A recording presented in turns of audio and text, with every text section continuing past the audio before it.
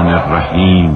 تعریف اس خدا کی جس نے اسلام کو صراط مستقیم بنا کر ہماری بخشش کا ذریعہ بنایا، علوم کے چشموں سے تشنگان علم و معرفت کو سیراب کیا اور دین کو پائیدار مستحکم بنایا تاکہ کوئی اس پر غالب نہ آئے اور نہ ہی اس دین پر حملہ کر سکے۔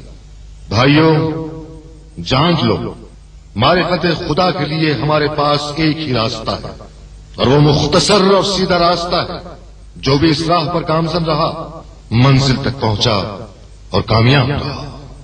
جس نے بھی اس راہ سے روگردانی کی وہ گمراہ ہوا، عاقبت میں ندامت اور پشیمانی کے سوا اس کے ہاتھ کچھ نہ آئے گا۔ مجھ سے سن لو اور قبول کرو، خدا نے حکمت کا دروازہ اہل بیت کے لیے کھولا ہے اور اس دین کی رہنمائی کے لیے ہمارے آباء و اجداد کو منتخب کیا ہے۔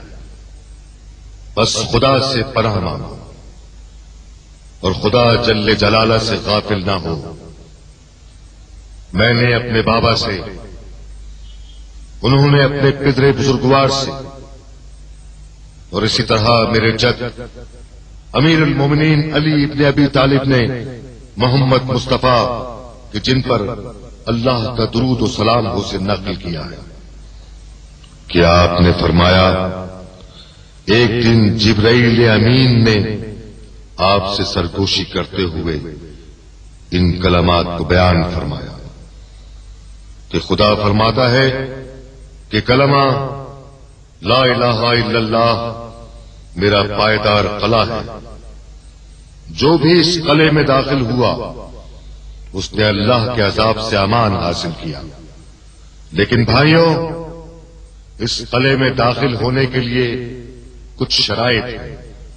قبول ولایت ائمہ ان شرائط میں سے ہے، والصلاۃ،